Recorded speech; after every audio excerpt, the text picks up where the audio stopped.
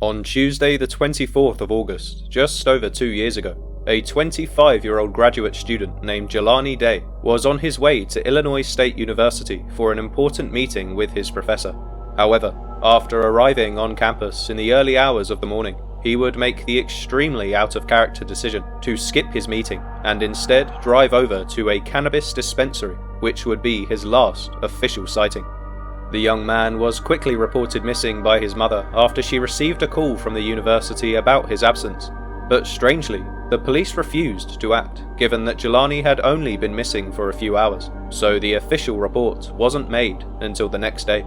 But unfortunately, this decision would soon reveal itself to be a grave mistake, as Jelani's car was eventually discovered around 60 miles away in the neighbouring city of Peru, and after searching the nearby river, his decomposing body was found. An investigation into Jelani's death was immediately conducted. However, despite the incredibly nefarious nature of this case, the police are still yet to apprehend a suspect, believing the most likely cause of death to be self-inflicted drowning. But Jelani's story was recently given another lease of life, when the equally contentious case of Yohanes Kidane burst onto the scene just 3 months ago, who was another successful African American that was found deceased under similar circumstances. So, given the almost identical details surrounding these cases, many are starting to wonder, could the deaths of these professional young men have been staged? Jelani Jesse Javonte Day was born on the 15th of June in 1996 to his loving mother and father, Carmen and Steve Day. He grew up in a town called Danville in Illinois, where he was the fourth of 5 siblings, alongside his 2 sisters and 2 brothers, and by all accounts, he was the life and energy of the family. Jelani would often speak of his future, and how he dreamed to one day marry a woman and have 6 children, including a son for which he could pass on his name. He was also a dedicated son to his parents, claiming on several occasions that he would one day be able to take care of them, both physically and financially, which was more than evident through his constant devotion to his ailing father, who was suffering with cancer for a large portion of his adolescence. After finishing high school, Jelani received his formal education from the Alabama Agriculture and Mechanical University, where he received his bachelor's degree in communicative sciences and disorders. But after achieving this milestone, Jelani still wasn't done, as he was determined to eventually receive a doctorate so he could start caring for patients. During his childhood, he had a friend that struggled with a stutter, so it was always his dream to one day be able to help others that suffered with similar speech difficulties. So, Jelani's next step was naturally to attend Illinois State University to work towards a master's degree in speech and language therapy. As well as his career prospects, Jelani was also a very religious person who was incredibly active in the Church of God in Christ, which is a Pentecostal denomination of Christianity. So it would be safe to say he spent a lot of time here, participating in as many activities as possible over the years. But alongside his promising career and his devotion to God, Jelani was equally devoted to his family, who he viewed as his best friends in the whole world, as according to his mother Carmen, they shared everything with each other. Jelani was a protector, a debater. He was loud, proud, and full of life. He loved to cook, crack jokes, travel, dance, and have fun. He was just somebody who enjoyed life, especially when he was spending it with his loved ones. So, when Jelani suddenly stopped responding to his messages in August of 2021, it was of course none other than his beloved family, who immediately noticed his absence. On Tuesday the 24th of August, the 25-year-old student left his apartment in Bloomington, Illinois, as he was planning to meet with his university professor that morning. Jelani then climbed into his white Chrysler 300, which was a gift from his grandfather that he'd recently fixed up, and set off down the road towards Illinois State University at approximately 7 a.m. Around 20 minutes later, he arrived at his desired destination, where he was captured on security footage wearing a blue dress shirt and black trousers, along with a blue face covering. He was then seen speaking with what appeared to be one of his friends, and then walked over to the campus Starbucks to get a coffee. At this point, he took a moment to sit down on a bench outside the building, where he was seen texting somebody on his phone, but then rather suspiciously despite knowing he had a meeting with his professor in just a couple of hours. He abruptly stood up from the bench and rushed off campus, heading straight for his car. We can only speculate on what occurred next, but it is strongly believed that the young man then drove directly over to his apartment, where he threw his clothes onto the floor and got changed into a more comfortable fit. He then got back into his car, where he drove over to a cannabis dispensary known as Beyond Hello, where he was captured once again, this time wearing a blue Detroit Lions baseball hat, a black t-shirt, grey shorts and a pair of black sneakers. Jelani was then witnessed purchasing a single joint before jumping back into his car and driving out of the parking lot, but little did the shopkeeper know at the time that this would be the last official sighting of Jelani Day. On Wednesday the 25th of August, Jelani's mother officially reported her son as missing to the Bloomington Police Department, given that he had now been absent for over 24 hours. She had contacted them the day before, however, due to Jelani being a 25-year-old man that had only been missing for a few hours at the time, the police refused to start an official search, hoping the young man would turn up soon enough. But after a day had gone by with no contact from Jelani, the police were forced to raise the alarm and immediately sent officers out to his last known whereabouts to try and locate him. Initially, the police didn't have too much luck in their investigation, as they were only able to confirm his departure from the cannabis dispensary, but had no idea where he had driven off to. But despite the clear difficulties in the case, they didn't give up, and eventually decided to expand the radius of their search, in the hopes they would be able to find some more evidence. And then, the very next day, a phone call came in from the neighbouring city of Peru, where they revealed some incredibly suspicious information. On Thursday the 26th of August, the Bloomington Police Department would contact Jelani's mother, Carmen, to let her know that her son's car had been found in an obscure location over 60 miles away from his last known sighting. Well, as you can imagine, she was devastated to hear this news, as Jelani loved that car, given that it was a gift from his grandfather, so it simply wouldn't make any sense for him to just abandon it. The vehicle was discovered in a wooded area just out of sight of the Illinois Valley YMCA car park, along with a half-smoked cannabis joint that likely belonged to Jelani himself. However, rather suspiciously, the car was missing its license plate, and the car keys were also nowhere to be found, which inevitably led the police to escalate the case to a potential homicide. But despite the relatively bad news, at the very least, the authorities were one step closer to solving the mystery. So with this new update, they decided to meticulously search the surrounding area for any more signs of Jelani. The Illinois State Police also got involved at this point, and together they sent out K9 units as well as aerial drones to try and locate any more leads. But despite the vigorous use of technology and extensive search attempts, Jelani Day's body was still nowhere to be found. As the days went by, the urgency surrounding the case only accelerated, with each day that passed adding an extra layer of dread on the shoulders of Jelani's family. The likely conclusion certainly wasn't looking good, but they tried to stay positive that somehow the young man would miraculously return alive. However, this desperate optimism was soon devoured by the harsh reality that would encompass the entire community, as after almost 2 weeks of searching, the Illinois State Police would stumble upon a tragic realization. On Saturday the 4th of September, an unidentified body was discovered along the south bank of the Illinois River, around a mile away from where Jelani's car was found 2 weeks prior. Initially, the police were unsure who the remains belonged to, as they were so heavily decomposed. So despite this major discovery, it was still in doubt as to whose body they had actually found. The police then decided to take the remains in for an autopsy to try and irrefutably identify the body and the cause of death. So the next step was to ask Jelani's family for a piece of his DNA to compare. At this point, it was just a waiting game, with the autopsy results being conducted as thoroughly as possible to unequivocally prove the identity of the body. But the testing would seem to go on forever, with results not arriving for almost 3 weeks. But once they did, the results were shocking, to say the least.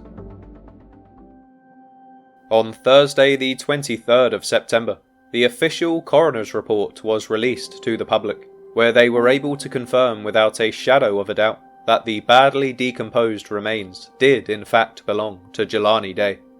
The autopsy also revealed that Jelani was missing 2 of his teeth when the body was found. However, this was explained away as part of the decomposition process. In addition to this, when Jelani was first brought into the autopsy room, it was reported that he was only wearing a t-shirt and underwear at the time, with a black sweatshirt wrapped around his waist. Furthermore, this update accurately lined up with a later discovery, where his remaining clothes were found on a riverbank alongside his empty wallet and university lanyard, but suspiciously, there was still no sign of his cell phone. The coroner also included in their report that they felt that based on the state of the body, Jelani had not suffered an assault or any trauma before falling into the water, and therefore concluded that his death was most likely the result of drowning. But it's safe to say that this news was met with an enormous amount of public outcry, demanding a more accurate verdict to this great tragedy. Marches were then conducted in Illinois with Jesse Jackson's Rainbow Push Coalition leading the charge. Communities gathered to try and enforce another investigation, with US Republican Bobby Rush personally requesting the Department of Justice to continue searching for answers. However, after 2 more autopsies and another exhaustive investigation into the case, unfortunately, this still wasn't enough, eventually leading to the case turning cold. Well, that was until around 1 month later, when a badly damaged cell phone was discovered by a passerby on the side of a road in Bloomington, with its ownership eventually being traced back to none other than Jelani Day. On Sunday the 17th of October, an unidentified man was travelling down Interstate 55 near Bloomington when the mattress he was transporting on the roof of his vehicle suddenly fell off. The man then got out of his car to retrieve the mattress when he saw a familiar-looking device lying on the floor. As he bent down to examine his findings, he noticed it was a shattered cell phone that appeared to be either broken or out of battery. Well, feeling like it was his lucky day, the man immediately retrieved the device, with plans to see if he could get some money for it. So he jumped back in his car after reattaching the mattress to his vehicle and sped off down the interstate. He ended up taking the cell phone to a local Walmart where they agreed a price of $80, but little did this man know at the time, he had just sold a key piece of evidence in Jelani's case. However, it wasn't long before a Walmart employee was able to identify the phone as belonging to Jelani, but it is unknown at this time how they were able to make this assumption. Nevertheless, for one reason or another, the employee then called the Bloomington Police Department, who immediately retrieved the phone to run an in-depth analysis on its records. However, in a cruel twist of fate, the authorities were unable to gain access to the device as they could not seem to crack the password. Their next move was to inform Jelani's mother, Carmen, of the discovery, to see if she could provide a password, but once again, attempts to access the cell phone were futile. But refusing to accept defeat, they eventually decided to send the cell phone over to the FBI in the hopes that they would be able to get into the locked device. Jelani's family were hopeful that this update in the case would soon reveal the damning evidence they were hunting for. However, with the FBI providing no updates for several months, it was beginning to look like they too had failed to gain access. And for almost 2 years, this was exactly the case, as they would eventually send the phone back to Bloomington after having no luck. But once again, refusing to give up, Jelani's mother provided a recent video of her son which had been taken just before he disappeared, and this footage allowed the police to monitor his finger patterns. And so finally, after 2 years of trying to gain access to this vital piece of evidence, they had finally cracked the code and gained complete access to Jelani's phone. Once they were in, the investigators then started scanning meticulously through all of his available text messages and images, desperately hoping to find something that may spur on a new lead in the case. But despite their rigorous efforts, nothing of note was ever discovered, leaving Carmen and the rest of the family utterly devastated once again. Now, rather frustratingly, this is all we know about the case for now, as to this day there have been no official suspects linked to Jelani's death, with police still insisting that this case was nothing more than a tragic self-inflicted accident. But despite the rather rigid viewpoint of the Illinois State Police, Jelani's family and friends, alongside the local community, are still searching for answers and won't stop until they find justice for Jelani. So, with that, let's get into some of the potential theories.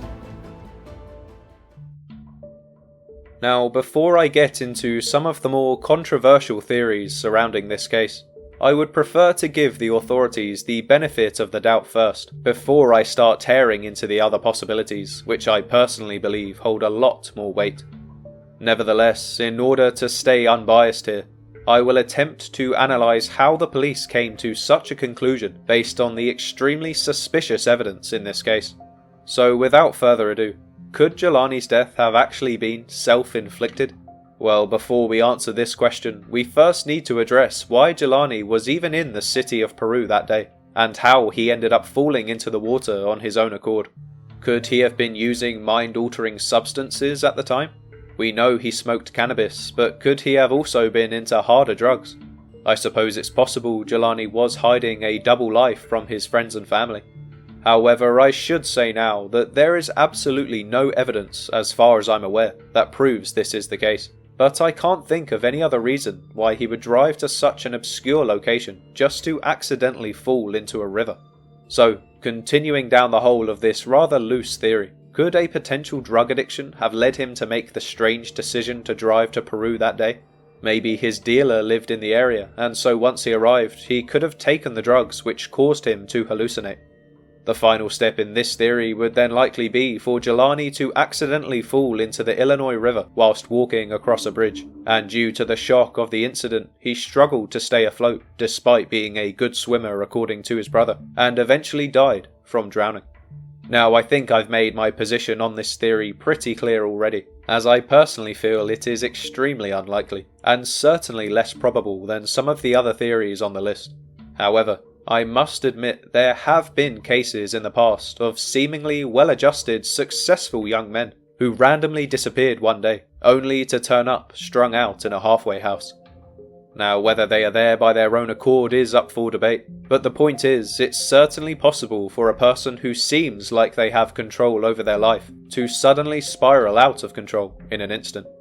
A perfect example of this would be Raylon Bivens, who was another professional young man who was a hard-working university graduate that unfortunately got involved with drugs, despite his advanced education and skilled career. So, could Jelani have been involved in a similar lifestyle behind the scenes? Well, his decomposed body could not be properly tested for substances given that most of his organs had apparently turned to liquid, so we will likely never know for sure. Therefore, I suppose we can't necessarily rule out this theory completely until we have the evidence to inexplicably prove Jelani was not a heavy drug user. But moving on to some of the more controversial theories, could Jelani have travelled to Peru that day after being set up by an online predator? He was seen texting somebody on his phone before suddenly deciding to miss his important meeting. Could this have been a potential love interest that he was spontaneously looking to meet up with? Police are yet to identify any evidence of this after recently gaining access to his cell phone, but perhaps the chat logs were deleted by Jelani himself or the potential culprits. So if he was in fact planning to meet a love interest that day, maybe he originally intended on returning back to the university after seeing this person. But at some point during the date, he quickly realised it was a setup, and was then forced to drive to Peru. Perhaps he even shared his recently purchased joint with this person, and during the session he was kidnapped by a group, who then drove him out to Peru themselves, dumped his car in the woods, and after taking his life, threw his body into the river. After all, this could explain why a half-smoked joint was found in the car, and why his cell phone was found shattered on the side of Interstate 55. Alternatively, maybe Jelani drove straight over to Peru himself to meet this potential date, and then after picking them up, they then parked up in a hidden location to smoke the joint together and partake in other private activities. But then, during the smoking session, Jelani was suddenly intercepted by a group that would go on to take his life. But if this was the case, what would be the motive? Could it be jealousy? Jelani was a very intelligent man by all accounts, and had a lot going for him, so I suppose it's possible. Maybe it was an ex-student that lured him out to Peru to exact their revenge. But on the other hand, you could go down a completely different route by questioning if Jelani was potentially interested in same-sex relationships. If so, this may have been a secret that he wanted to keep private, for religious reasons perhaps, which is why none of his friends or family were aware of it, and why he may have deleted his text messages. But either way, after being lured over to Peru by this online predator, he could have possibly been killed in some form of hate crime, whether for his sexuality or his race. To be honest, there have been several gay black men disappearing all across the US in recent years, such as Jared Shadid, Ryan Singleton or Stephen Edwards, which are all cases I have personally covered on this channel, so surely this can't just be a coincidence. However, before I get too carried away, it must be said that we have absolutely no proof that Jelani was interested in same-sex relationships, and so this is merely a fringe theory at best. But nevertheless, even if Jelani was straight, he still could have very likely decided to meet up with a woman that he'd been speaking to online. After all, this certainly wouldn't be the first time a young man was lured into a fatal trap in this way. Leondre Flynt was a 21-year-old man from Georgia who suddenly went missing in July of this year after agreeing to meet up with a person he had been speaking to online. His case was eventually ruled a homicide due to the unexplained evidence found in the apartment he visited that day. However, no body was ever found, leaving the case unsolved for months. That is, until a woman named Destiny Stevens was finally charged with his death, alongside two others who at this time have not been named.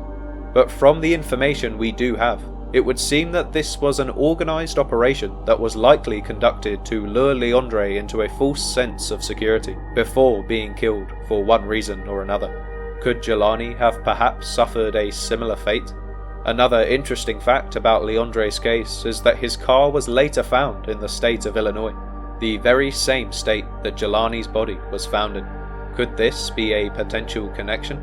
I'm not saying the culprits in Leondre's case are directly linked to Jelani, but they could have certainly been working for a larger conglomerate, a group who specialise in human trafficking or even organ harvesting. There is no concrete proof of this being the case, however, with the disturbing details surrounding Jelani Day's death, I personally feel that this is one of the stronger theories, regardless of whether or not the cases are actually connected. Now, just before I move on to the next theory, another related case which I can't help but mention is the recent disappearance and tragic discovery of Yohanes Kidane. If you are familiar with my channel, you will know I've covered this story in extensive depth, looking at all possible theories behind how he died. But for those of you who are not familiar with my channel or this case, I will just provide a quick recap. So Yohanes was a 22-year-old software engineer who was living in San Jose after accepting a new position with Netflix. On the 14th of August, he left his apartment and got into an Uber as he had planned to meet somebody in the neighbouring city of San Francisco. But unfortunately, this would be the last time he was officially seen alive. His belongings were later found scattered around the San Francisco Bay Area, such as his phone and wallet. But police were shocked to also find the young man's backpack in a separate location, which contained 2 laptops and some work documents. Even more curiously, the bag had been left untouched for several days before being discovered by the police, which meant that it was either planted by somebody after the fact, or it had been ignored by everyone who had passed through the busy area, including a large homeless population. Also, to add to the mystery, Yohanes had experienced a strange Uber encounter 2 days prior, where for some reason the driver refused to take him to his desired destination, which set off major alarm bells in the investigation. But despite all of the controversy that surrounded the case, Yohanes' body was eventually found washed up in the San Francisco Bay near the infamous Golden Gate Bridge, and his death was quickly ruled as self-inflicted drowning. However, given that the police are still unable to track this unknown person he was planning to meet that day, the case remains unsolved for now, with many speculating that Yohanes was the victim of an online predator. So once again, could Jelani have suffered a similar fate? Both men were young, educated, successful professionals who had so much potential and the whole world at their fingertips. And yet, in both cases, the police have sided with the rather shaky theory that their deaths were somehow self-inflicted. Could this be a coincidence, or could the people responsible have been equally skilled in their craft, concealing the crimes through the method of drowning their victims and placing their remains in bodies of water? The fact is, we can only speculate for now, but I think there is certainly a strong argument for foul play in both cases. But for argument's sake, let's say that their deaths were the result of a possible killer. What would be the potential motive behind this? Well, another controversial topic I have touched on a few times now on my channel is the overwhelmingly deplorable practice of organ harvesting. It is well known that particular body parts can sell for thousands of dollars on the black market, even smaller ones like corneas, which can sometimes sell for as much as $25,000 and would likely not be noticed as missing in an autopsy. So could Jelani have been lured out to the city of Peru for his organs? Well, one major piece of evidence in favour of this theory is that the third coroner to inspect Jelani's remains stated that there were no organs present in the body. However, this was apparently attributed to the fact that the previous coroner had removed them for testing.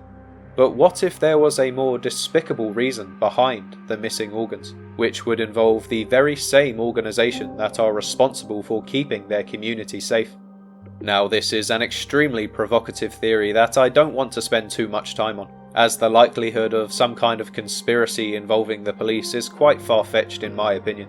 However, I won't rule out the possibility that Jelani's organs may have been intercepted by the very same nefarious group that were responsible for his death. But either way, the fact is we have no evidence at this time to prove this theory. However, it would certainly explain why Jelani was chosen to be a victim, given that his extensive medical records would have been available online. During the process of finding out if he was a donor match to his father, who was dying of cancer at the time, Jelani would have likely undergone rigorous testing to confirm his compatibility. So, if he possessed any expensive organs or body parts, this information would have been available. In reality, hospital records can be easily accessed by hackers, so it wouldn't be too much of a stretch to say that a nefarious group somehow came into possession of his medical details and randomly selected him as a victim due to a particularly valuable body part he possessed. But once again, I should clarify that this is a rather far-fetched theory, and so it requires a lot more investigation if we are to seriously consider it, in my opinion. Anyway, on that note, I think I'll leave this video here, but if you have any other theories of your own that may help explain what really happened to Jelani Day, please leave your comments down below and I will try to address them in a future video. But until then, thank you so much for watching and make sure to subscribe to the channel if you haven't already. Also, if you would like to hear more about the other cases I mentioned in this video, feel free to check out the playlist on screen now, where I've covered each story in a lot more depth.